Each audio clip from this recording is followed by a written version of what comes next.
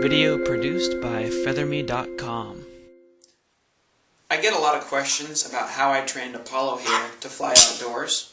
And so what I've done is I put together a video of when I first got him, and I filmed pretty much everything. I really liked him when I first got him, and I filmed pretty much everything we did. And so I've been digging through my old videos, and here I'm going to put together some clips that show you all the steps that I took in teaching him to fly. I got him when he was 2 years old. He already knew how to fly. And so it's just a matter of training him to come to me when he was called and making sure he was going to stay with me when I actually took him outside. Flying your bird outside is very risky. I want you to take a note of that before you watch these videos. I used to encourage everyone that I talked to fly their birds outside, but I changed my tune when I started having problems with this guy. Once he got lost overnight, we thought he was going to be lost forever.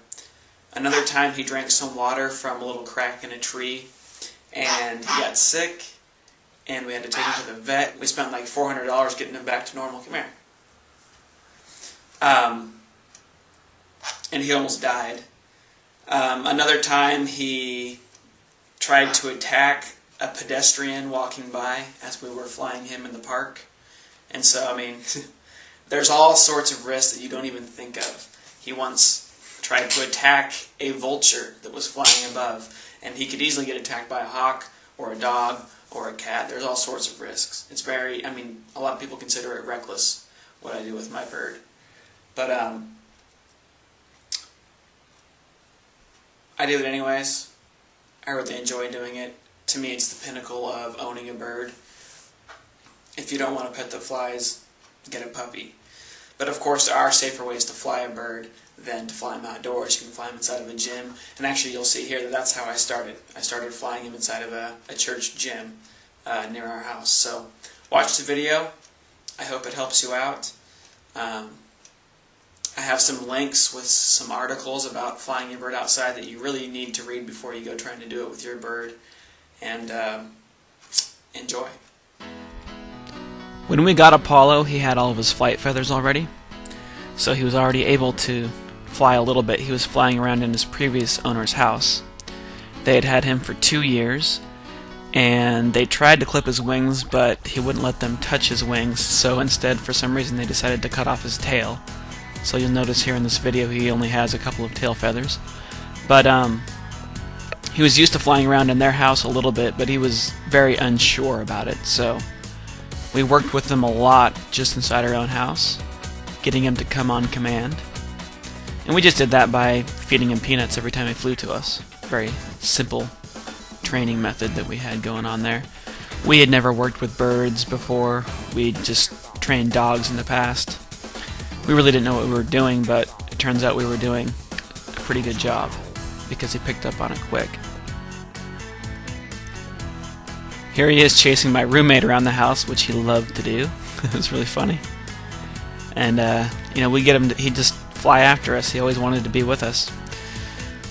And so after we worked with him for a week in the house, and then we took him here to the gym at a local church. And we started doing, longer distance flies, what's called A to B flight. We just flew him back and forth between the two of us. And it turns out that he hates being alone. He always wants to be with someone, and so he does really well just flying back and forth to us, not getting distracted. And now we wanted to see what would happen if he got stuck in some high spot like a tree. And so you'll see here we threw him up in the basketball hoop and had him hang out on there to see if we can get him to come down. And I don't have any video of him coming down, but the first time we put him up there he got scared and stayed up there for a while. But eventually we were able to start calling him down. And when he had that down pat, we decided that it was safe to take him outside. And so it had been 2 weeks total. We'd only had him for 2 weeks total, and we took him outside, which is ridiculous. You should not be that reckless with your parrot, but that's what we did.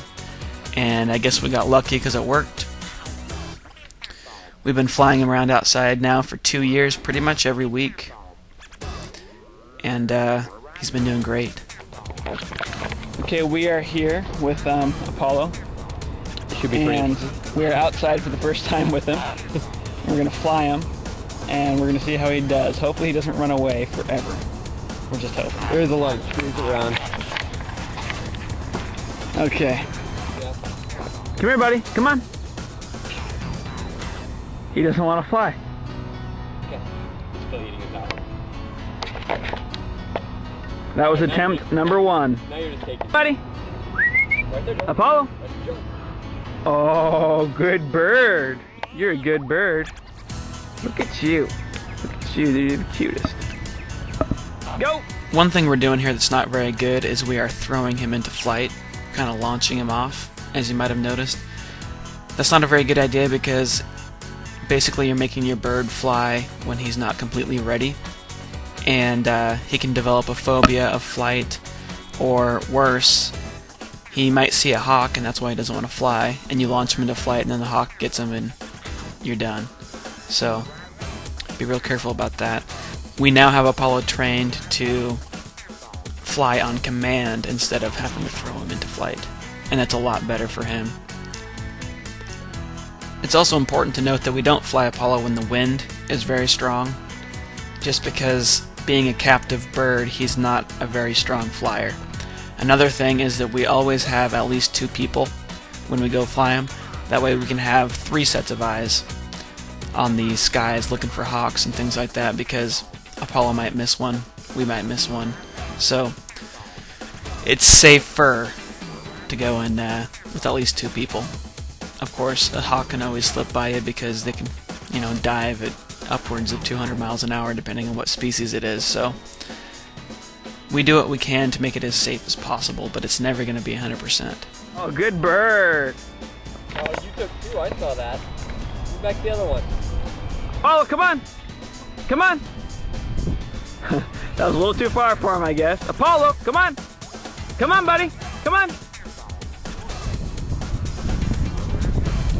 Oh, good bird. Good bird. Now, Apollo gave us a little scare. He flew over my head and kept on going. And he kept on going and kept on going, and then he turned around and came back. And then after that, he didn't want to fly anymore, so we think that he might be done for the day. And we're taking him back home, put him back in his little carrying cage, and off we go. We've been flying Apollo now for 2 years, and it's been a really great experience.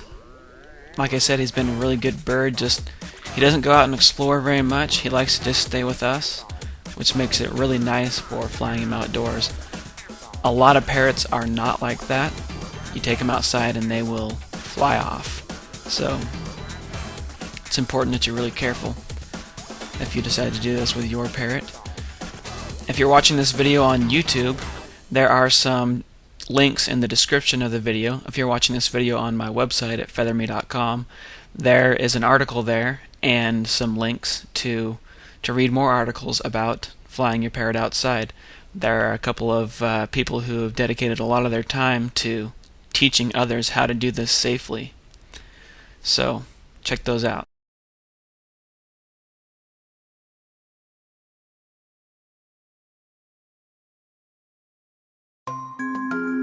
Video produced by featherme.com.